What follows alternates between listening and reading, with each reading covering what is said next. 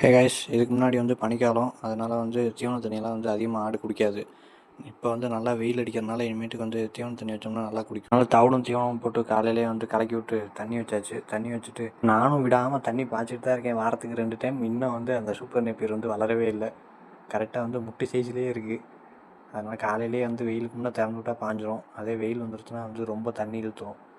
சீக்கிரமாக பாஞ்சே தொலையாதுன்னு சொல்லி காலையில் சீக்கிரமாக திறந்து விட்டாச்சு. ஒரு மணி நேரத்தில் கரெக்டாக பாஞ்சு முடிச்சிருச்சு. தண்ணியெல்லாம் பாய்ச்சி முடிச்சுட்டு பெரிய ஆடுங்கள்லாம் திறந்து விட்டு குட்டியெல்லாம் தனியாக பிரித்து அந்த கொள்ளு போட்டெல்லாம் அள்ளி போட்டாச்சு. அப்புறம் அதுக்கும் தண்ணி பிடிச்சி விட்டு 2 நாளாக வைக்க கொண்டு வரேன்னு சொல்லி ஏமாற்றிட்டாங்க. இன்றைக்கி தான் வந்து ஒரு லோடு ஏற்றிட்டு வந்தாங்க. 90 கட்டு இருந்துச்சு. பக்கத்து வீட்டுக்காரங்க 20 கட்டும், எங்களுக்கு ஒரு 20 கட்டு, சித்தப்பாவுக்கு வந்து ஒரு 50 கட்டு இறக்கியாச்சு. மொத்தம் ஒரு லோடே வந்து ஃபுல்லாக இறக்கியாச்சு கம்ப்ளீட்டாக.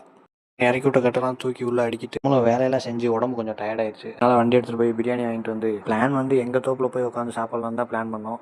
ஆனால் வெயில் கொஞ்சம் அதிகமாக இருக்குது, டிஸ்டன்ஸ் அதிகமாக இருக்கிறனால வந்து என் ஃப்ரெண்டோட தோப்பில் வந்து உட்காந்து சாப்பிட்டாச்சு மரத்தடியவே. என்ன தான் பெரிய பெரிய ஹோட்டலில் போய் ஏசியில் உட்காந்து சாப்பிட்டாலும் மரத்தடியை உட்காந்து சாப்பிட்ற மாதிரி வராது. அதுவும் வந்து கூட ஃப்ரெண்ட்ஸோடு உட்காந்து சாப்பிட்றதுல வந்து இன்னும் வந்து நல்லாயிருக்கும்.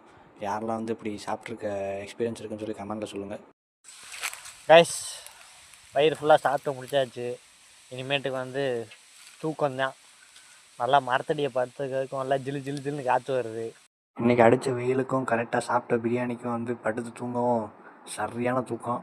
அடித்து போட்ட மாதிரி தூக்கம். எழுந்திரிச்சு மூஞ்சி கழுவிட்டு சாப்பிட்ட உடனே வந்து இப்படி தான் ரொம்ப நேரம் தூங்கிடும்னு சொல்லிட்டு போயிட்டு வண்டியில் தீவன மூட்டை எடுத்துகிட்டு வந்தாச்சு. அப்புறம் அதை கொண்டு போய் தோட்டத்தில் போட்டு இன்றைக்கான டேவை முடிச்சாச்சு. ஓகே கைஸ், வீடியோ பிடிச்சிருந்துச்சுன்னா லைக் அண்ட் சப்ஸ்கிரைப் பண்ணிக்கோங்க. பாய்.